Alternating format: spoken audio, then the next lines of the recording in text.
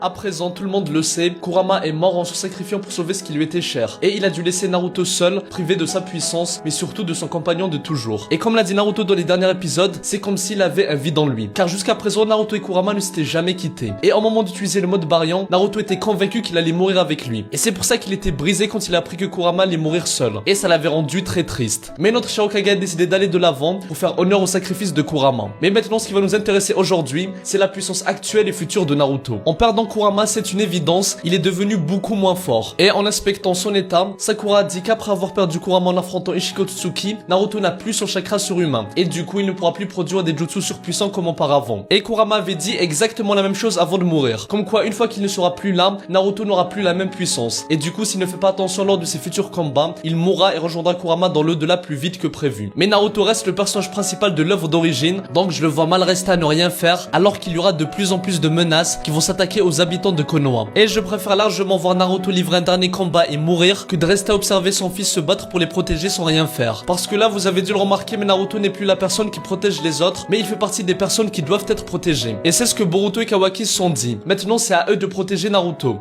Donc, ok, c'est cohérent, mais j'en suis sûr, Naruto ne va pas rester les bras croisés. Il va trouver une solution pour débloquer une nouvelle puissance. Surtout s'il doit livrer un combat final contre Code ou un autre ennemi dans le futur. Et moi, je vois plusieurs possibilités pour la fin du personnage de Naruto Uzumaki. La première, c'est que Naruto sacrifiera pour protéger Boruto ainsi que la nouvelle génération. Parce que comme ça a été dit, Boruto peut perdre à nouveau le contrôle à cause de Momoshiki. Et il peut causer d'énormes dégâts. À cause de lui, Sasuke a perdu son Rinnegan. Et peut-être que dans le futur, Naruto ou Sasuke vont perdre la vie à cause de lui. Les deux ont dit qu'ils étaient prêts à tuer Boruto s'il venait à s'en prendre au village. Mais personnellement, je suis convaincu que Naruto ne pourra pas en arriver là. Parce que c'est une personne qui a un trop bon fond. Et qui n'a quasiment jamais tué ses ennemis. Et il leur a même pardonné leurs actes horribles. Comme quand il a pardonné à Nagato, alors que je rappelle qu'il a tué son maître Jiraiya ainsi que des ninjas de Konoha. Ou bien quand il a fait d'Obito son allié alors que c'était à cause de lui que ses parents se sont fait tuer. Et qu'il s'est retrouvé orphelin et détesté par le village entier. Et la preuve, c'est que dans le dernier épisode, Naruto n'a pas pu se résigner à tuer Boruto. Car il a un amour profond pour son fils. Il ne pourra donc pas mettre fin à ses jours qu'importe la situation. Mais bon, bref, ce qui va nous intéresser aujourd'hui, c'est la puissance de Naruto dans le futur. Notre Shirokage va sûrement livrer un dernier combat. Et si c'est le cas, Naruto va sûrement dévoiler une nouvelle puissance ou bien une nouvelle transformation qui va lui permettre d'affronter une des prochaines menaces dans un ultime combat. Et là aussi, c'est possible que le prix à payer sera sa vie, mais pas que.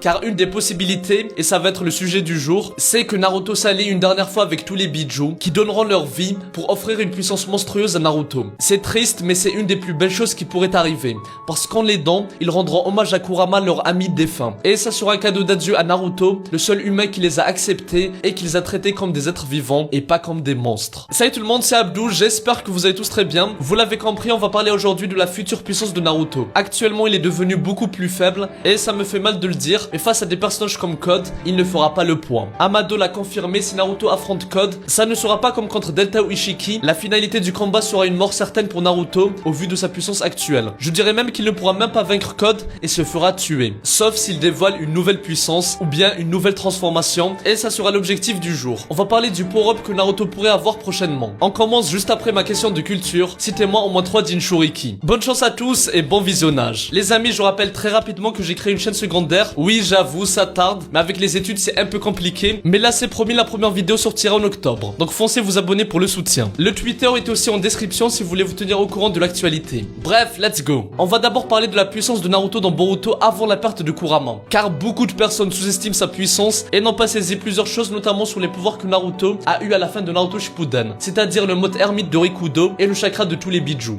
D'abord rappelons rapidement de quoi il s'agit. Avec le pouvoir qui a été donné par Agoromotsuki, Naruto a eu accès au mode ermite de Rikudo, un état avancé du mode ermite, augmentant ainsi ses aptitudes physiques et techniques. Il est devenu tellement puissant après ça qu'il pouvait esquiver des attaques qui se déplaçaient à la vitesse de la lumière, comme on l'a vu contre Madara. En fait, dans cet état, Naruto peut saisir la nature du chakra et ainsi comprendre toutes les choses universelles. Et je ne vous parle même pas de sa vitesse hors norme qui lui permettait d'échapper au ninjutsu d'espace-temps de Kaguya. La résistance de Naruto a aussi largement augmenté quand on voit qu'il a pu encaisser le Chidori de Sasuke par exemple. Bref, c'est le stade le plus puissant que Naruto ait atteint à l'époque. D'un autre côté, il y a le chakra des Biju. Comme vous le savez, durant la guerre, quand ils ont rencontré Naruto, ils ont su que c'était la personne dont avait parlé le Rikudo Sennin il y a longtemps. Ils ont eu la conviction qu'il était l'enfant de la prophétie. Le premier humain à les avoir acceptés, le premier à les avoir appelés par leur vrai nom. Et comme l'a dit Kurama avant de mourir, Naruto était le premier à les avoir acceptés. Et grâce à lui, ils ont pu vivre en paix. Bref, du coup, chaque Biju a donné une partie de son chakra à Naruto, ce qui est énorme, vu que grâce à ça, il peut utiliser une partie de leur puissance pour produire des jutsu surpuissants, comme le Senpo Jiton Rasengan,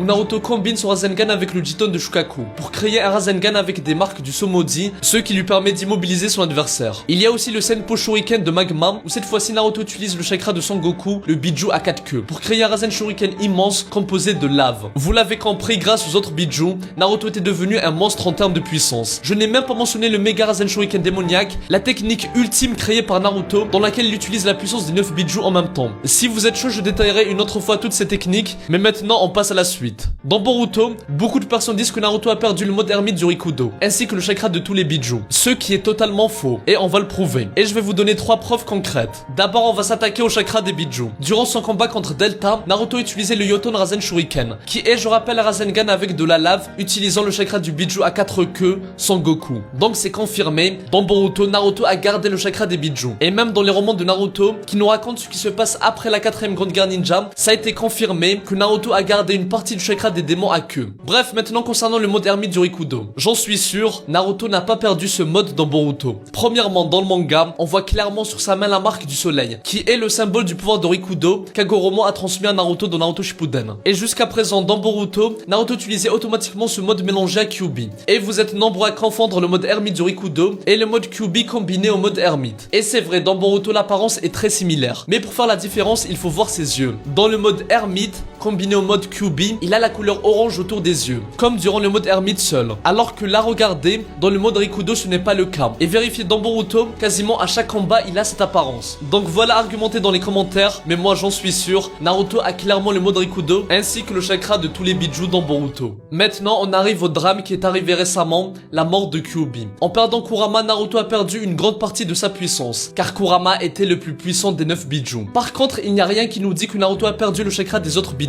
Au vu de ce qu'a dit Sakura après avoir analysé son état, c'est possible que Naruto a vraiment tout perdu. Et si c'est le cas, Naruto serait devenu beaucoup moins fort. Même si, bien entendu, ça reste un Uzumaki avec une quantité immense de chakra. Et ça sans parler des cellules d'Hashirama. Mais bon, ça sera le sujet d'une autre vidéo. Bref, pour le moment, il n'y a rien qui dit clairement que Naruto a perdu le chakra des autres Biju après la perte de Kurama. En plus de ça, on connaît le lien fort entre Naruto et tous les autres Biju qui le respectent énormément. Donc, il pourrait s'allier avec tous les autres Biju afin de débloquer une ultime transformation.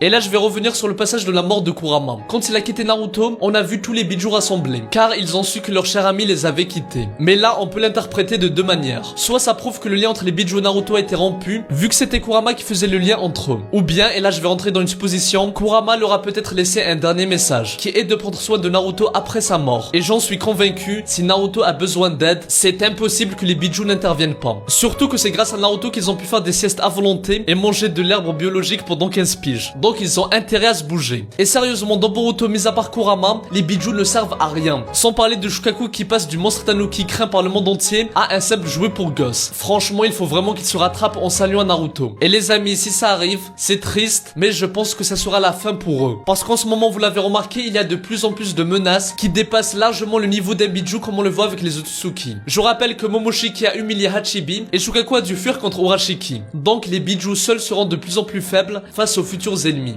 Donc il faut qu'ils s'allient pour se battre une dernière fois aux côtés des shinobi. Et là même sans Kurama, si les Biju donnent toute leur puissance à Naruto, il pourra débloquer un mode qui est encore plus puissant que le mode Baryon de Kurama. Vu que là ils pourront probablement faire un mode Baryon à 8 ou un truc du genre. Et ça marquera la fin des démons à queue, qui auront donné leur vie pour l'enfant de la prophétie qui les avait acceptés. Et là ça sera peut-être aussi la fin pour Naruto. Naruto est de moins en moins mis en avant pour mettre en valeur la nouvelle génération. Et je le répète, mais Boruto du futur nous a prévenus. Ceci est son histoire et non l'histoire de son père. Mais ce dernier aura une importance au début et c'est ce qui est en train de se passer. Mais ça ne va malheureusement pas durer. Naruto va bientôt quitter le devant de la scène et si jamais il venait à mourir, ça sera en tant qu'héros. Et si les Biju se sacrifient, ça sera une des plus belles symboliques de l'anime. Parce que les Biju qui étaient détestés et craints par le monde shinobi vont finalement mourir pour les protéger. Exactement comme l'a fait Kurama contre Ishiki. Et pour moi, il n'y a pas de meilleure finalité pour eux. Surtout si c'est pour aider Naruto dans un ultime combat. Et de toute façon, j'en suis sûr, un jour ou l'autre, les Biju vont passer à l'action réaction et personne ne sera prêt. Ça sera soit pour aider Naruto, soit Boruto ou Himawari. Et il y aura forcément des morts car la suite de Boruto est loin d'être joyeuse, bien au contraire. Voilà les amis, c'était assez long, j'espère que ça vous a quand même plu. Je reparlerai de la puissance de Naruto dans Boruto dans d'autres vidéos, donc n'hésitez pas à vous abonner pour rejoindre mon labo. Foncez vous abonner à ma chaîne secondaire, du contenu arrive très bientôt, mes autres réseaux sont en description. Moi je vous dis à la prochaine et que la paix soit sur vous. Psy Conclu.